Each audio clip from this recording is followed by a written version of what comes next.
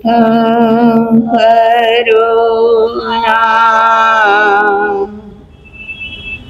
મુખ કમલથી વહેતી નિર્મલ સરસ્વતી ગણધર વિશાળ પ્રજ્ઞા સૂત્રરૂપે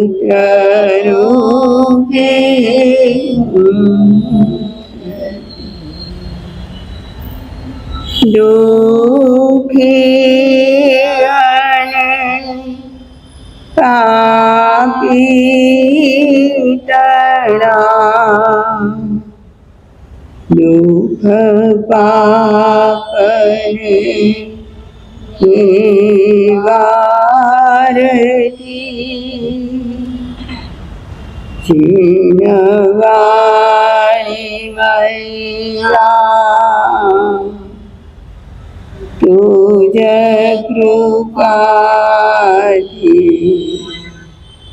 થાય મુજની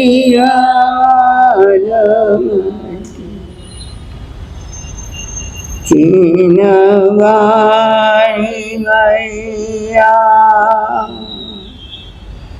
તુજ કૃપાથી થાય મુજની રમણ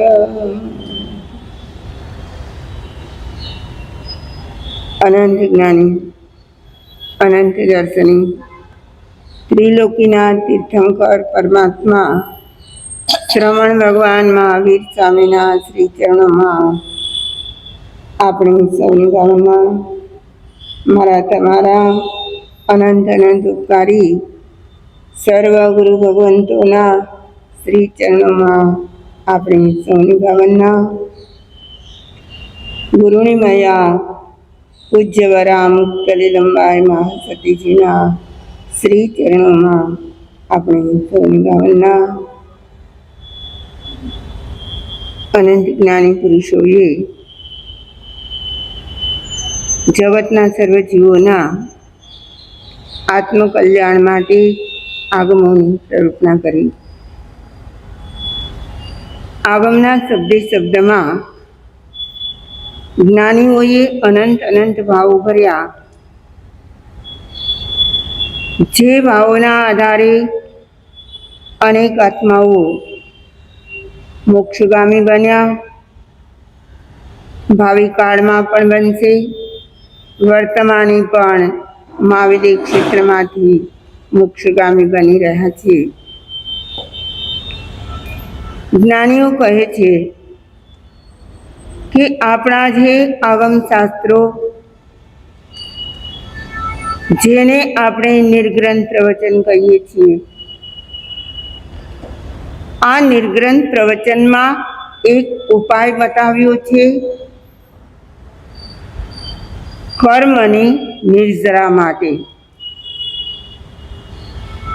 મારા તમારા આત્માએ આ ભવ ભ્રમણમાં દરેક ભવમાં કર્મ બંધન કર્યા છે. અત્યારે પણ કરીએ છીએ. અત્યારે મીન્સ આ સમયે પણ આપણા કર્મ બંધાતા હોય,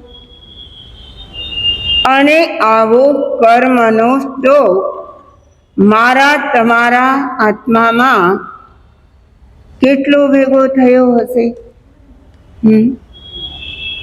હવે જો આ સ્ટોકને ખતમ કરવો હોય તો જ્ઞાનીઓ એનો પણ ઉપાય બતાવે છે. જેમ કોઈ જગ્યાએ કચરાનો મોટો ઢગલો ભેગો થયો હોય તો એનો નિકાલ કરવા માટે મ્યુનિસિપાલિટીના લોકો આવે, કચરો ભરીને ઉઠાવીને લઈ જાય. અથવા તો કોઈ જગ્યાએ કચરાને કાંડી મૂકી દે અને બળીને ભસ્મીભૂત થઈ જાય. જ્ઞાનીઓ કહે છે આ તો માત્ર કચરાનો નિકાલ થયો, એમ આપણા અંતઃકરણમાં એક કર્મનો જથ્થો છે. એ કર્મોને પણ મેલા કર્મો કહેવાય છે. કેવા કર્મો? ઉજળા નહીં, એ પણ મેલા કર્મો છે, મેલી મુરાદથી બાંધેલા છે. અને આવા જે કર્મોનો જથ્થો ભેગો થયો હોય, નિર્ગ્રંથ પ્રવચનકાર કહે છે ભવ કોડી સંચિયં કમ્મમ તવસાની જરી જઈ. શું કહે છે? કરોડો ભવના, એક ભવના નહીં, હજાર કે કરોડ ભવના નહીં, કરોડો ભવના એકત્ર કરેલા કર્મો, સંચિયમ એટલે સંચિત કરેલા, આવા કર્મોને નષ્ટ કરવાનો એકમાત્ર ઉપાય છે શું? તપ કરવું. જે મારાથી ન થાય, જે તમારામાંથી પણ ઘણા લોકો કહેતા હોય હવે તપ થતું નથી, પણ જ્ઞાનીઓ કહે એ સિવાય બીજો કોઈ ઉપાય જ નથી. શાનો? કર્મના સ્ટોકને ખતમ કરવાનો. તો જ્ઞાનીની દ્રષ્ટિમાં કોઈ એવા સશક્ત શરીરવાળા, વધારે મનોબળવાળા એવા જ સાધકો હોય ખરા?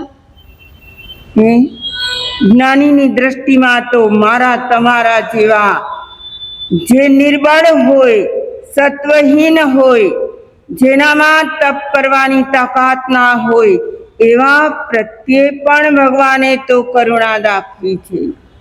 નથી દાખવી કે મારું કોઈ સાધક તપ વિનાનો રહી ના જાય.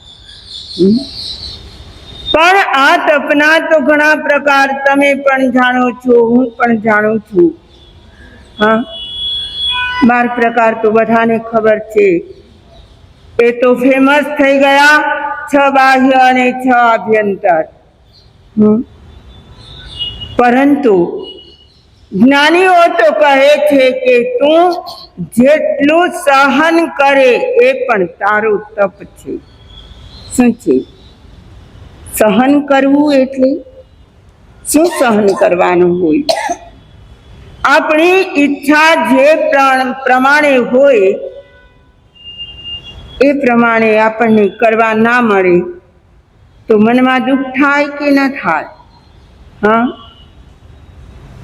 ઘણી વ્યક્તિઓને કોઈ કાર્ય કરવું હોય અને ઘરના કોઈ વડીલો કે બીજા કોઈ પણ એમને અટકાવે તો એના મનમાં જરાક દુઃખની કસક આવે યા ન આવે?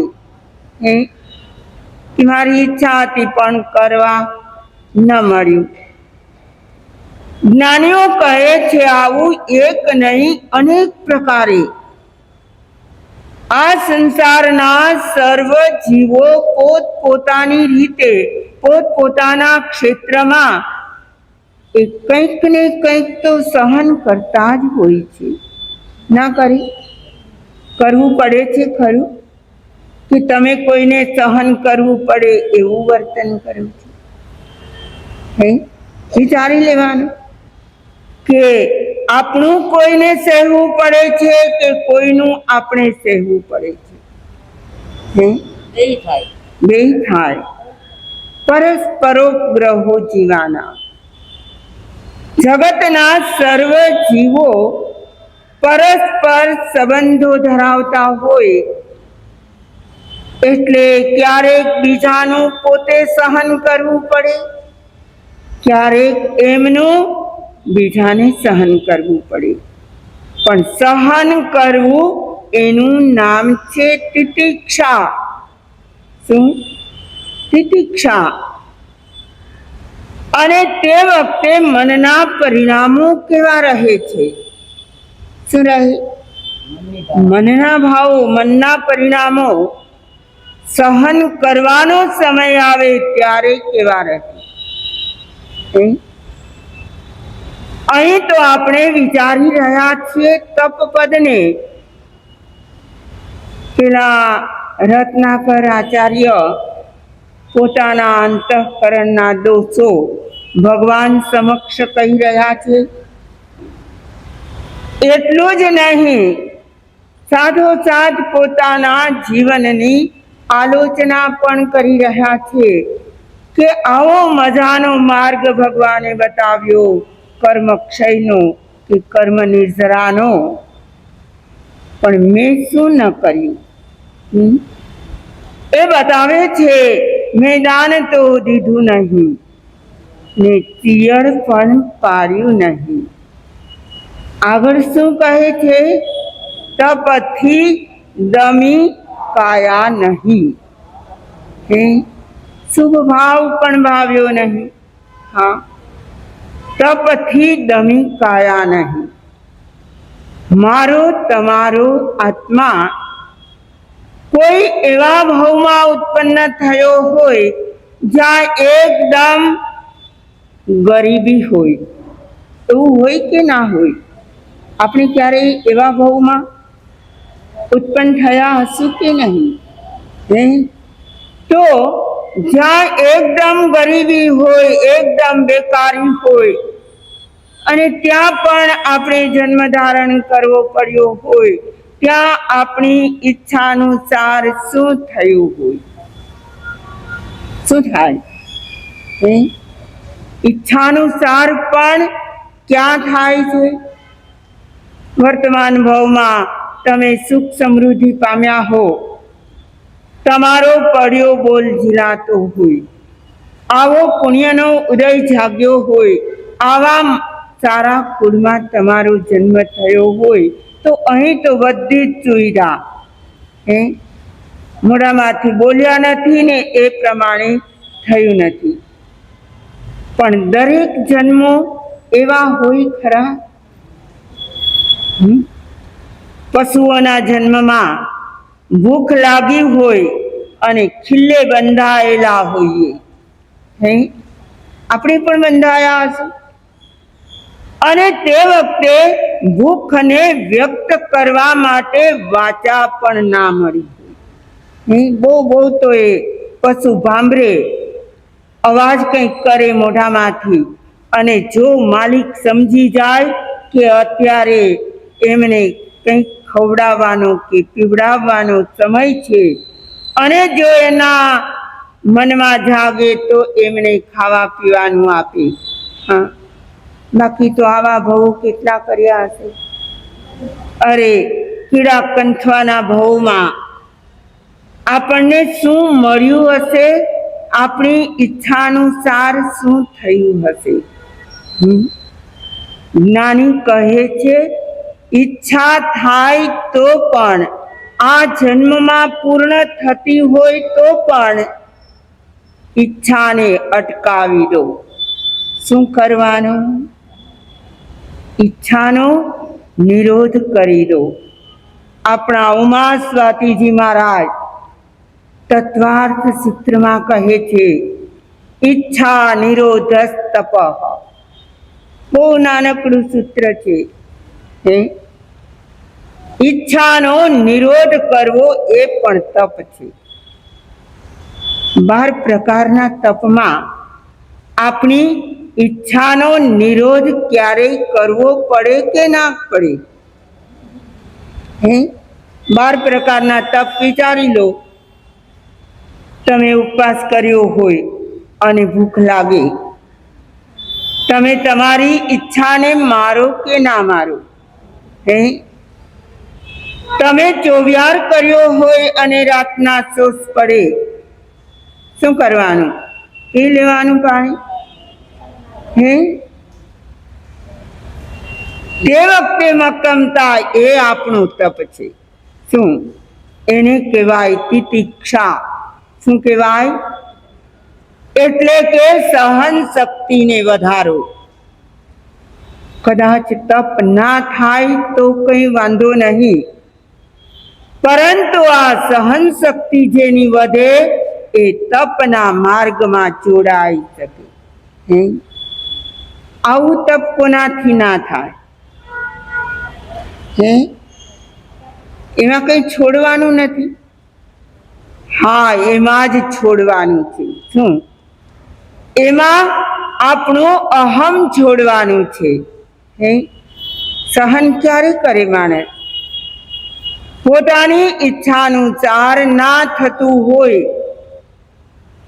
ઈચ્છા પ્રમાણે કોઈ કરવા ન દેતા હોય, ત્યારે મનને મારવું પડે કે નહીં? તો આ છે ઈચ્છા નિરોધ તપઃ. પણ ઈચ્છાઓ કેવી છે ખબર છે? પેલા ભરવાડની ગાયો જેવી. કોની?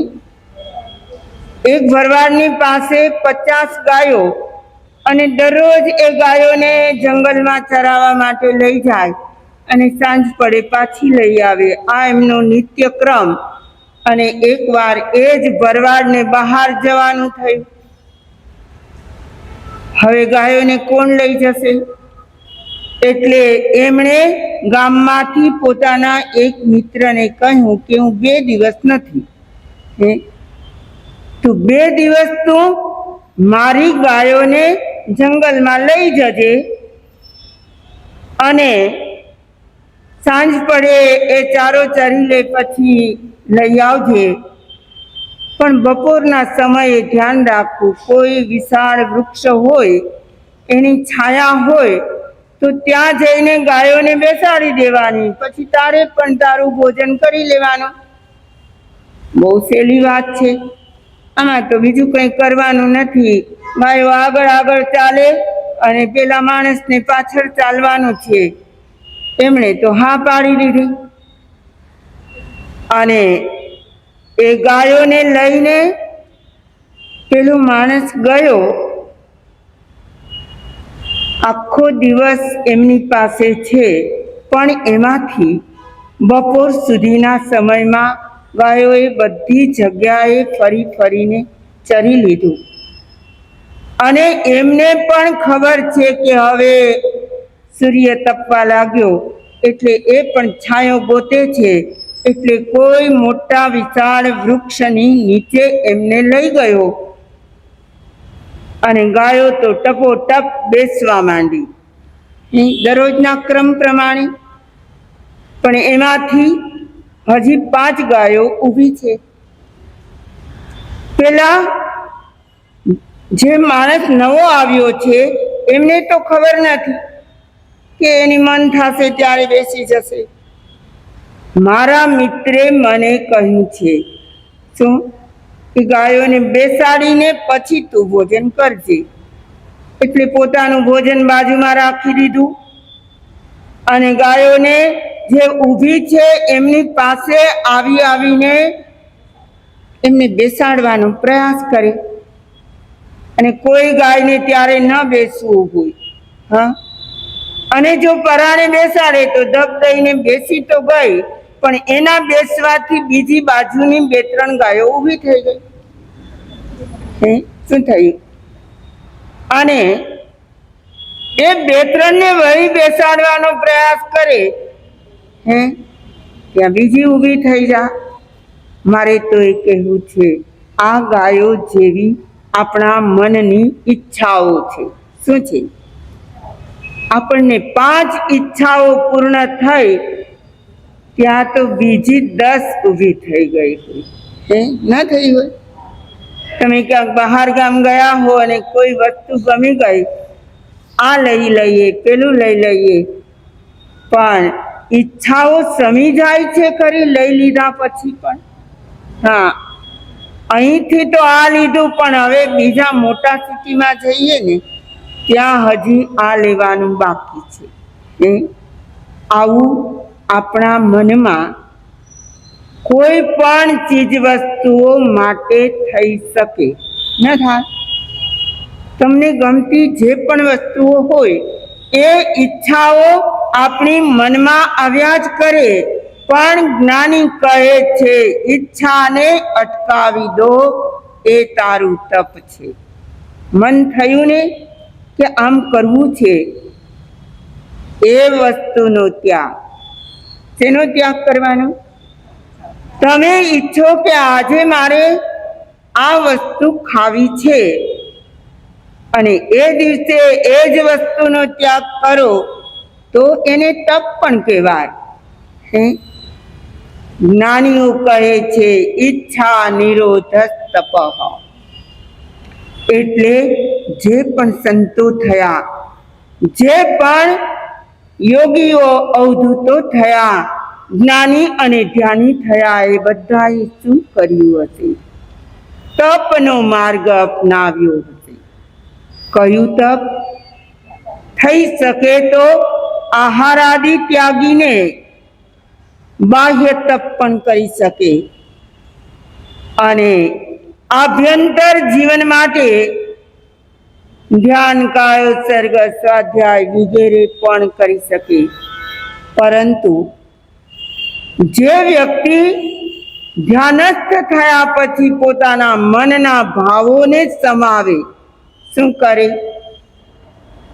મનમાં ક્યારે ઈચ્છા ના હોય, મનમાં ઈચ્છાઓ ક્યારે ના હોય.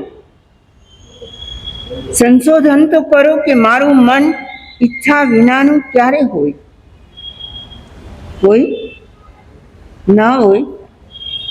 સતત કંઈક ને કંઈક, શું કંઈક ને કંઈક, એ સારભૂત વસ્તુ હોય કે અસાર વસ્તુ હોય, આપણા માટે ઉપયોગી હોય કે બિન ઉપયોગી હોય, આપણું મન શેમાં રમે છે?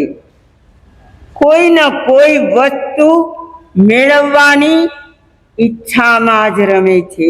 અને આવી ઈચ્છાઓનો ત્યાગ એ જ છે તપ.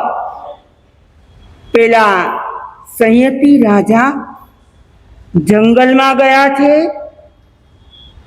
એ તો ગયા તો શિકાર કરવા માટે, અને શિકાર કરતા કરતા એમનું આખું શરીર લોહીલુહાણ પણ થઈ ગયું છે. કોણ છે? સંયતિ રાજા. લોહીલુહાણ શરીર છે, એમના હાથમાં શસ્ત્રો છે અને હવે એ મૃગયા કરી કરીને, શિકાર કરી કરીને થાકી પણ ગયા છે. શિકારની પાછળ દોડવું પણ પડે અને એમને મારવા માટે પ્રયાસ પણ કરવા પડે, એટલે થાકી પણ ગયા અને વિચારે છે હવે પાછો હું મારા સ્થાને જતો રહું. રિટર્ન થવા માટે, જંગલમાંથી બહાર નીકળવા માટે પ્રયાસ કરે છે. ત્યાં તો એક સંત જ્યાં ધ્યાનસ્થ બેઠા છે, એમના તરફ એમની દ્રષ્ટિ ગઈ. એ સંત હતા ગર્દભાલી મુનિ. કોણ હતા? ગર્દભાલી મુનિ. અને એવા મજાના ધ્યાનસ્થ હતા જેમણે આખો એ સંસાર છોડ્યો, સંસારની વાસનાઓ, ઈચ્છાઓ છોડી, સંસારની ચીજ વસ્તુઓ છોડી, અલગારી બનીને, અણગાર બનીને બેસી ગયા છે. એને તો કોઈની પરવા નથી. ધ્યાનસ્થ બેસી ગયા હોય, એને આસપાસની કંઈ ખબર પણ નથી. અને આવા ધ્યાનમાં ગરકાવ થઈ ગયેલા એવા મુનિરાજને જોયા અને પેલા સંયતિ રાજાના મનમાં થયું, કેવા શાંત પ્રશાંત એમની મુદ્રા છે અને એમના શરીર પર એકદમ શાંતિ શાંતિ પ્રસરતી હોય એવા એમના પરમાણુઓ નજીક નજીક આવે અને પરમાણુઓનો અનુભવ કરે. આપણે અત્યારે જેને વાઇબ્રેશન કહીએ, આવા શુદ્ધ વાઇબ્રેશન એમને મળી રહ્યા છે જેમ જેમ નજીક આવે. અને એ તો આવ્યા, પણ સંતની આંખો બંધ છે, ધ્યાનસ્થ મુદ્રા છે. પેલાને પોતાની જે પ્રવૃત્તિ કરીને આવ્યા છે એ પ્રવૃત્તિ કરતા આ શાંત મુદ્રા એમને વધારે ગમી ગઈ. હે, જ્યારે તમે બહુ થાકીને કામ કરીને થાક્યા હો અને તમને કોઈ એવી શાંત મજાની હવાવાળી મનોરમ્ય જગ્યા મળે તો હાસ કરીને બેસો કે નહીં?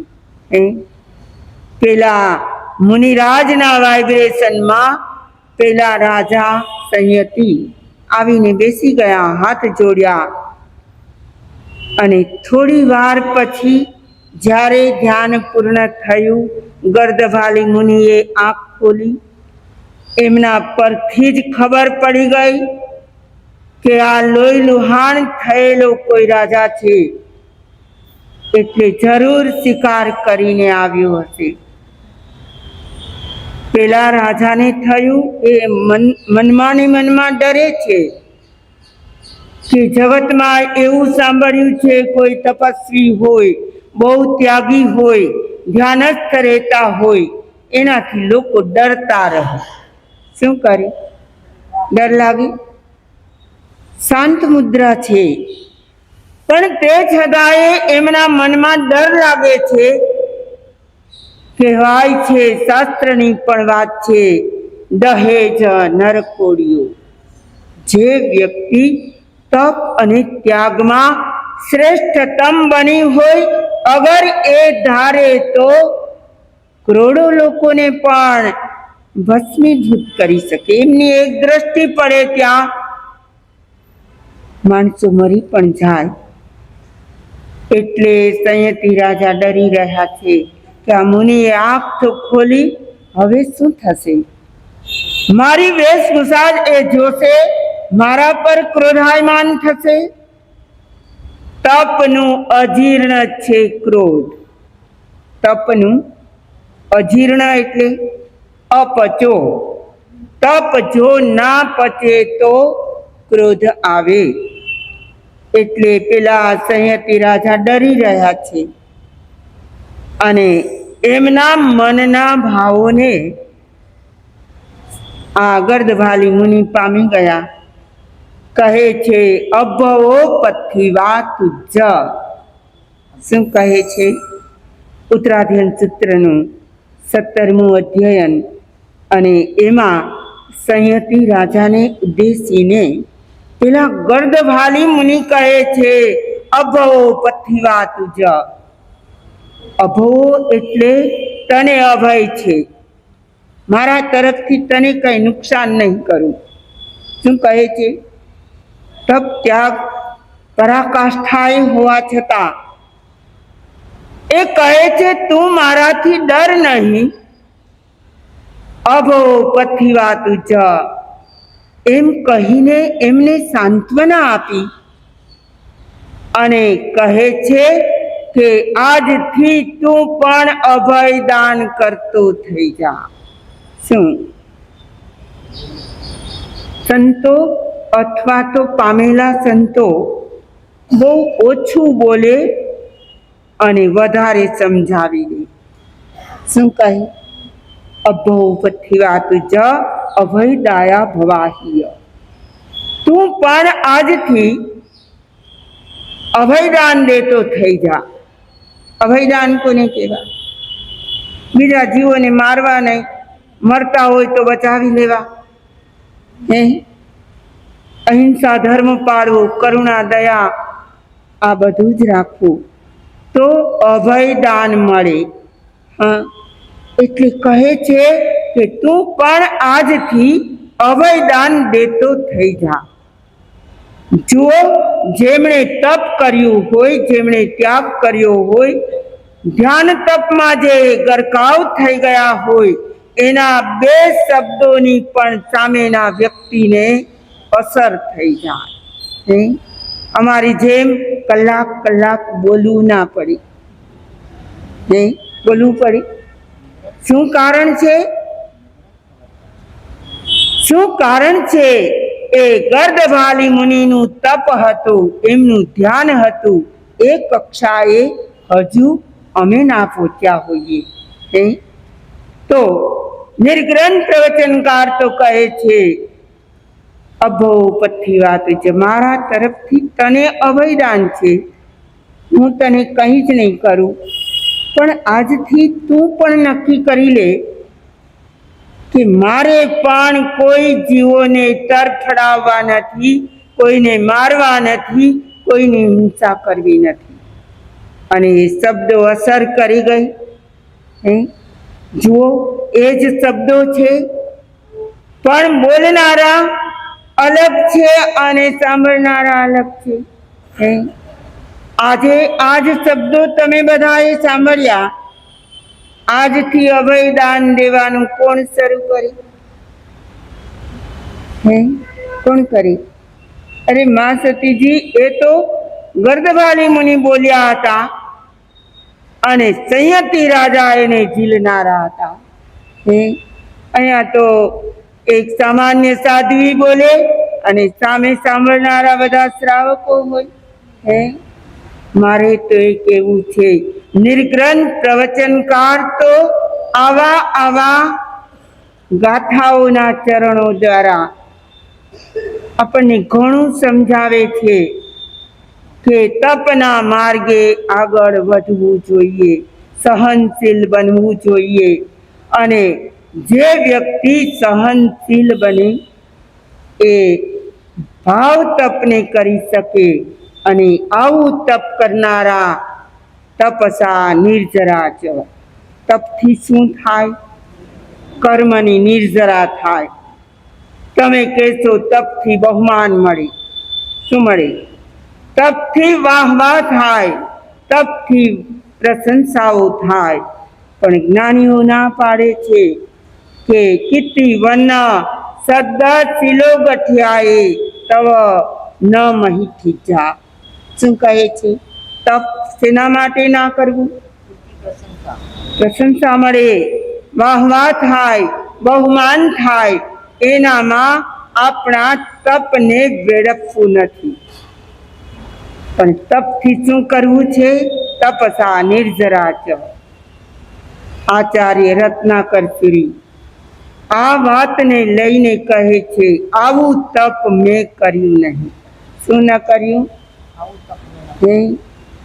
તપથી દમી કાયા નહીં, માત્ર તપથી કાયાનું જ દમન થાય કે મનનું પણ દમન થાય? ઈચ્છાઓનું દમન થાય કે ના થાય? તપ કરે તો, અરે તપ કરે તો ત્યાગ થઈ જાય કે ન થઈ જાય? તપ તો એવું ઔષધ છે કે એકવાર લેવાથી કેટલાય કર્મોની નિર્જરા થઈ જાય. અને આચાર્ય રત્નાકર શ્રી કહે છે કે મેં આવું તપ કર્યું નહીં.